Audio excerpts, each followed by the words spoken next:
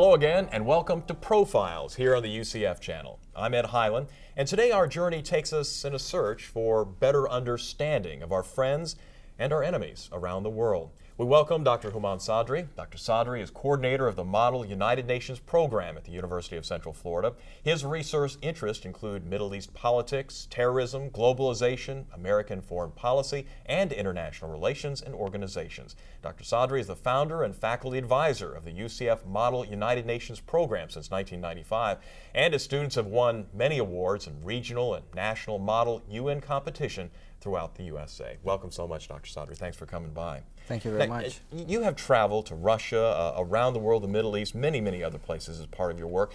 Let me begin by asking you a little bit about the impression of the United States around the world. How do people view us when you travel to other countries? What do they say to you? Well, that's a great question, because usually the stereotype about us political scientists is that we are individuals who isolate ourselves in a library, in an archive, just read books and then publish books and articles. And I think I'm one of those examples that breaks the stereotype. We get the chance to travel and actually conduct research in the field, and that's how I think we have some of the freshest ideas and most updated information. And so your question is very much appreciated. I was very fortunate that I had a program with State Department. I co-authored a grant, U.S. State Department University Partnership. We created a partnership between University of Central Florida and Udmurt State University in Russia. And for this program, I had 4 of my colleagues from my own department involved. Dr. Hanberg, who is right now the chair of the department, Dr. Robert Bledsoe, Dr. Aubrey Jewett, and Dr. Dwight Kyle. And this was in partnership with one of the other colleges in our own campus. This was College of Health and Public Affairs. The co-author of the grant was Dr. Jean Kajik, who is also the director of Eastern Europe Linkage Institute. So it was a very interesting partnership, a partnership within the university and a partnership overseas in Russia. The nice thing about the program was not only it helped us to internationalize our own curriculum, our own faculty, but also it helped us to help some other people, some other part of the world. And when you are asking about other people's impression of us, you should have seen the way we were received in Russia, especially in Moscow and in Izhevsk, the capital of Udmurt Republic. We were received with very open arms. They were very kind to us. The program was extremely successful, and I can say that we actually made a difference, not only at UCF, but also we made a difference somewhere else. So we had a very positive, impression and experience over there. Now, this is not to suggest all over the world they have the same type of, impression of us. I've been very fortunate because of my research. I've been able to get some other grants, like Fulbright grant. I was in, during my sabbatical year, I was in the Persian Gulf. I was stationed in Kuwait, but the State Department and local embassy, they helped me to also travel to other Persian Gulf countries, travel to Saudi Arabia, travel to UAE, Bahrain, and even southern part of Iraq. And in those trips, in addition to giving presentation and conducting research, I met a lot of interesting people. I have some pictures that later on we will share. Yeah, we'll get to those in just a about second. those. Sure. I'm a little concerned, or maybe I should just ask the question about preconceived notions. I know that we Americans in particular are often accused of having preconceived notions about other parts of the world, and that is our problem, and that's something we need to work on. But do other countries, other cultures have preconceived notions, and is that part of your initial challenge when you go into a Russia or you go into a Kuwait or in Iraq? Are there preconceived ideas of what you're going to be like, of what type of message you're trying to bring forward, of what type of agenda perhaps that you have? Are those things that you must address and overcome initially? Right. For example, when we were in Russia and we were talking about our just ordinary life, most of my Russian colleagues and many of the Russians that I met, they thought, we must be doing economically great, each one of us. And I said, no, we are just representing basically middle class, working with the university and students, etc. But when you compare, for example, our economic situation with my counterparts in Russia, you can see a big difference, of course. So the impressions are different. But the wonderful part of it was, as they were discovering how many things we have in common, our goals, and we were doing the same type of discoveries at the same time. How similar we are in so many different areas. Some of our challenges are the same. Capabilities are a little bit different. In some areas, I think they have established a system which is different. I would not say it's better or worse. It's just different. I had the opportunity, as a part of the same grant during the second year of it, to actually live in Russia and teach in Russia. And when I faced those everyday challenges of some of the things that I take for granted at UCF, when I teach at UCF, those media rooms, they make the job of teaching so much easier. I don't have to think about, okay, every single day I have to bring a computer, I have to connect it to the projector, I have to make sure that the dock camera works. Okay, these are the maps I'm going to be showing, this is the sequence of it, clean up this, clean up. Everything is all set. So teaching in that regard is so much easier for me when I am at UCF, because we have really state-of-the-art, equipment, facilities, wonderful supportive staff that without their help we cannot really get our job done.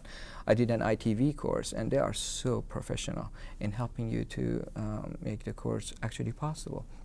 Well, when I was in Russia, I had to show up almost an hour before my class starts just to prep the room to be ready for my presentations. If I'm giving a PowerPoint presentation, or if I'm planning to show some pictures or maps or something else. And so it was quite a challenge. Getting back to the basics in some regards. Getting back to the basics, using chalks that I haven't used for God knows how many years. Getting used to the smell of the chalk and dust and everything else, and a lot of other little things that we take for granted really at, for example, a school like UCF. So when you come back, you appreciate what you have. And I certainly did. Let's talk a little bit. You mentioned the pictures, and I think we ought to get into it just a little bit, talking about some of the sights and sounds. And one of the first pictures is, of course, something that I think most people would really recognize if they were to get the opportunity to go to Russia. Because while you're there learning and at the same time teaching about what you do, you are also there as something of a tourist. And this is certainly one of the most recognizable sights. Right. This is Kremlin. This is Kremlin, and this is Kremlin during very special, day. In the background, obviously, you see St. Basil, which is one of the most recognizable buildings in Russia. St. Basil in the background, as you can see, is being reconstructed. They're constantly right now working on a lot of these buildings, which is actually a very good news. And you see Russian troops on the, toward the bottom of the picture. They're actually marching. This is May 9th, which is the Victory Day. Victory Day, May 9th in Russia, believe it or not, is even for them more important than New Year, because this is the Victory Day during World War II. The Russians, they take pride in defeating Nazi Germany, and in that day, at a very high price. At a very high price.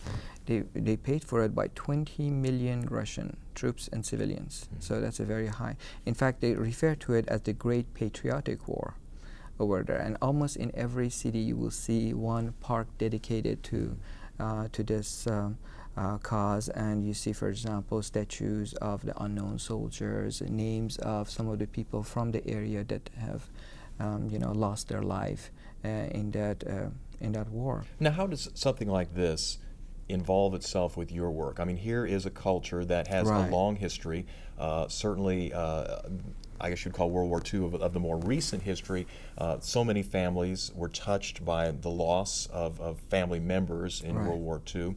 And even to this day, they celebrate, I think many people in the news and other places will recognize the display of military power which often takes place. They'll put missiles and tanks and the marching in the streets as part of this celebration as well. So how does that play into the way you start to discuss the United Nations and building relationships? It's a culture that reveres a military type of background. Well, that's an interesting way you are presenting the information. However, my perception of it is very different. Okay. When I think about, for example, May 9th and Victory Day, I think about the period during which my country and Russia, they were allies against a common enemy.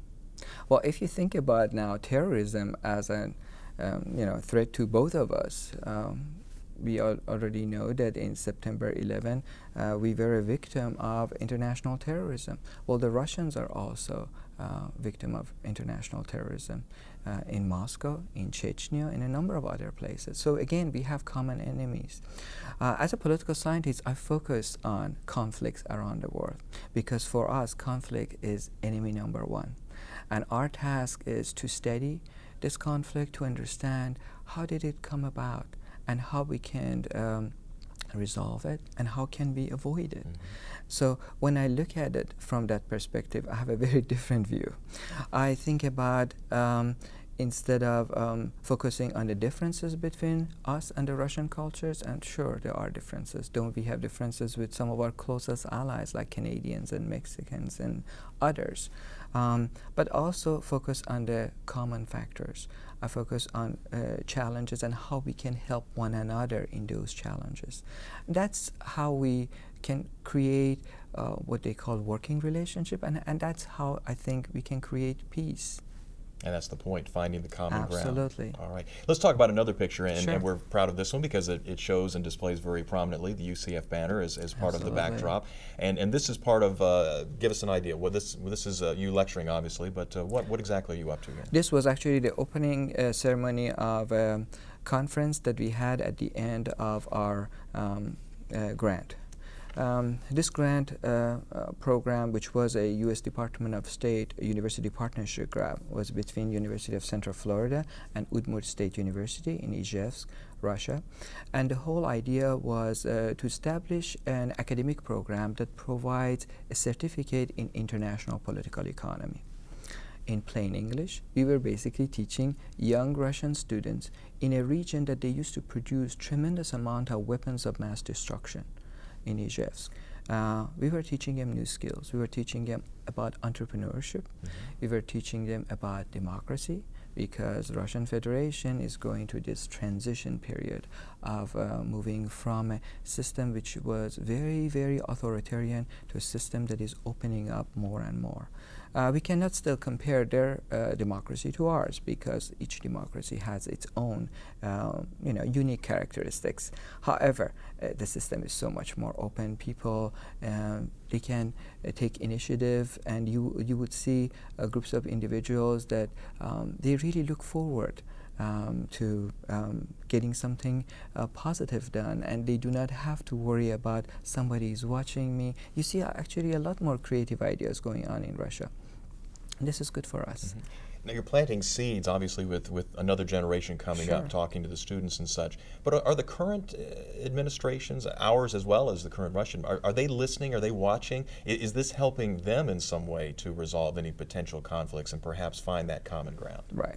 Well, the answer to this question has two dimensions. One aspect of it is the short term. In the short term, I think there are some challenges and there are going to be some problems. But our goal is going to basically help the long run. We are trying to create a relationship that with the Russians, our connection is not just through government. We are trying to connect people with people. And this is this is the situation that nowadays it's very well known. Everybody refers to it, interdependence. Well, what type of interdependence is there? Interdependence is not just between members of governments at the highest level. Interdependence is when people, ordinary people in the US know ordinary people in Russia. And that's how we are in terms of our relationship with some of our closest allies, like the British, like the Canadians, like the Israelis, etc. We have people-to-people connection.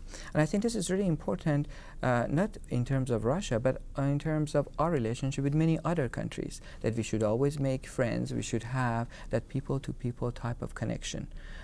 So even if the regime changes, we still have something to go by. Unfortunately, sometimes that's not the case. I was born in a country that went through a major change. I was born in Iran, and as you know, up to 1979, during Iranian Revolution, Iran was one of our closest allies. We would give them weapon systems that we wouldn't give to many other countries. But when you look at that relationship, and you put it in perspective, you see that we were a very close ally of Shah. We had not really penetrated all different layers of Iranian society. Therefore, when the system changes and a different group of people from a different layer of the society, they come into power, we have not much in common. We have not established those interdependence connections. So that becomes part of your challenge, to broaden the connection, not just on one level, but to make it a multi-layered approach. Right, right. See, if any state in the world feels very, very independent, then they would not be completely willing to make compromises. Is that right? It's that interdependent situation that would provide people with an opportunity, and in some ways sometimes constrain them to, okay, watch out what you're doing, because you don't want to rock the boat. But if you're independent, you don't mind rocking the boat. So the chance and the possibility for a conflict could actually increase. But if, for example, you have extensive business relations, extensive cultural relations, it's just not focused on the military. Educational programs, etc., you don't want to rock the boat too much, because you're going to be changing a lot of things. Our connection with, for example, government like Shah was, we had extremely close military connections, security connections. But when the regime went, so went also that. And there was nothing much left. It wasn't deep enough to make a difference. It wasn't deep enough. Borrowing the word of, Thomas Friedman, the globalization today, is that right? It goes faster, deeper, and that's what really counts, if you can create that type of environment.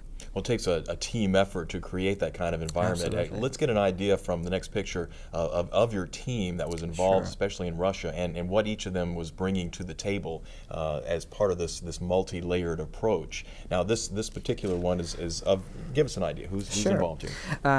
Actually, in this picture, you see 3 of my colleagues. One of them is absent because he was outside the picture. You see from the left-hand side, you see Professor Dwight Kyle. Dwight Kyle was partnering with one of the Russian professors to come up with new courses about environmental issues. Because as we were teaching about entrepreneurship, well, one side of entrepreneurship is how would that affect the environment around them. And in Ijevsk itself, environmental issues were very significant issues, because Ijevsk still is, and the Udmurt Republic still is the republic that houses 30% of the chemical weapons of the Russian Federation.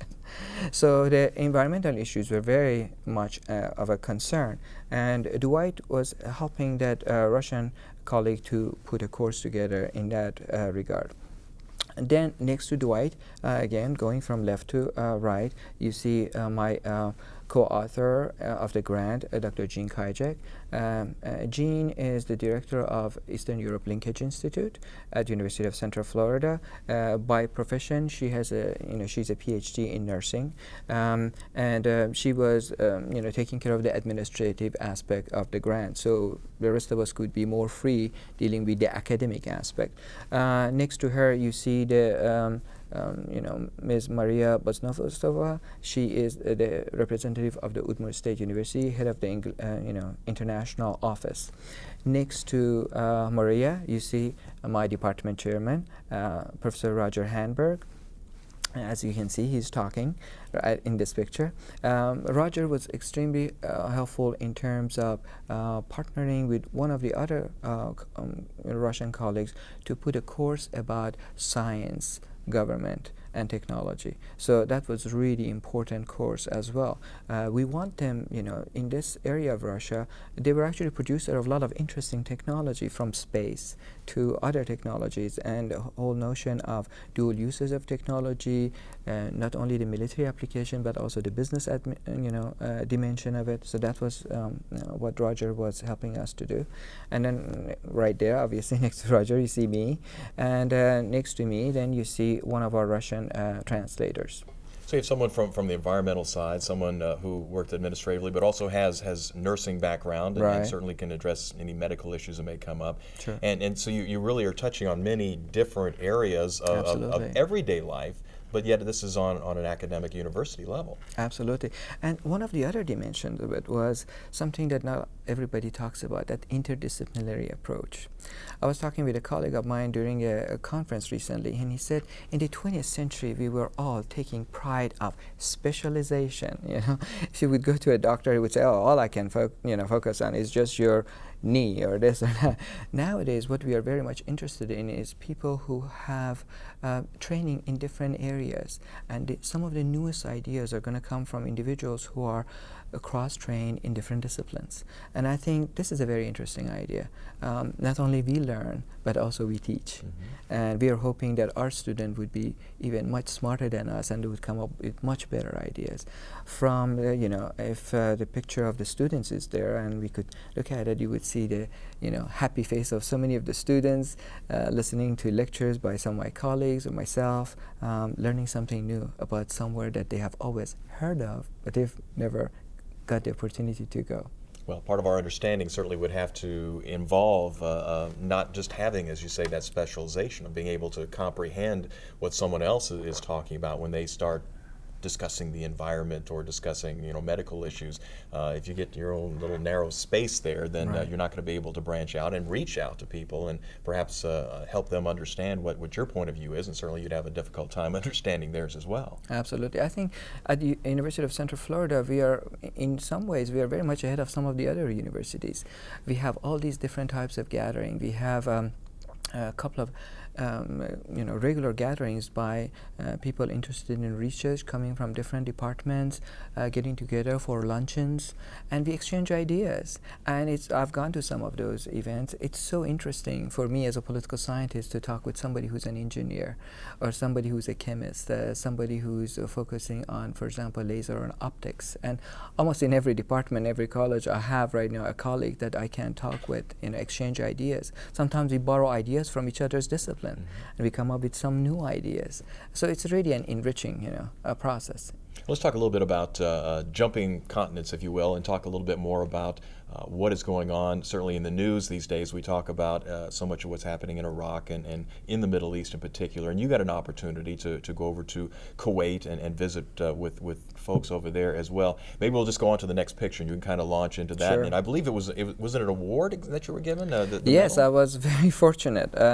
I did some training for their diplomats. They were interested in learning more about some of the international organizations. Was this Kuwait again? Excuse me. And this was in Kuwait, absolutely. I was very fortunate to get a Kuwait Liberty coin, which I have, put in my office. It's actually a 24 karat gold with one of the pictures right after Kuwait got liberated. So it was a great honor. This picture is actually in the Kuwait Ministry of Foreign Affairs, and the gentleman in that picture sitting next to me is the deputy to the foreign minister in charge of international organization, and the lady on the other side, she's in charge of the public relation. Now going back to the Middle East, does that make it more difficult or more familiar for you since your roots are in the Middle East? And again, I'm broad. It's a broad generalization, realizing that there are many different countries there. Sure. Well, in some ways it's easier, and in some ways it's more difficult. It's easier because I speak, some of the languages in the area. I speak Farsi, and I speak Tajik, and I speak Dari. So in some areas, I can talk with any ordinary citizen and with no problem. I'm trying to learn more and more Arabic, so my Arabic is not as good as my other languages, but I still feel more comfortable in that area talking with people, because in addition to language, I also know the body language. I know what to do, what not to do, and that makes it a little bit easier to conduct field research. However, this doesn't mean that necessarily I have a very easy task over there. Sometimes it can be very dangerous. When I was in Kuwait, there was, we had a major problem with, assassination of foreigners. Well, I carry an American passport, so that would make me as much of a target as almost anybody else. And in some areas, it provides me with some opportunities. When I was in Saudi Arabia, I got a chance to travel to Dhahran area, and this is the area where the Saudis produce a lot of oil.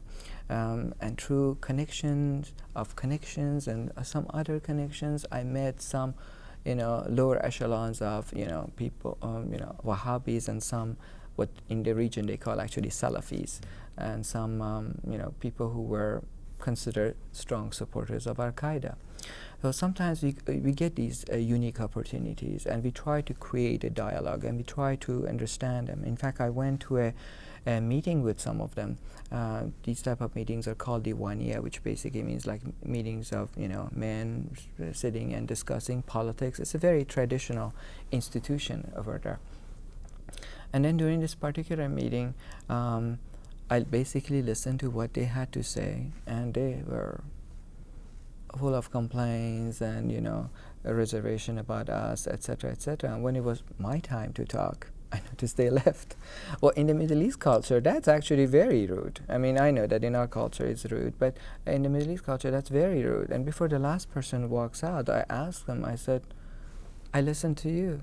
It's your turn to listen to me. He said, but we had something to say. I said, well, I have something to say too. So I discovered from that meeting that even this lower echelon of an organization that, has become a major challenge for us, they're not interested in talking.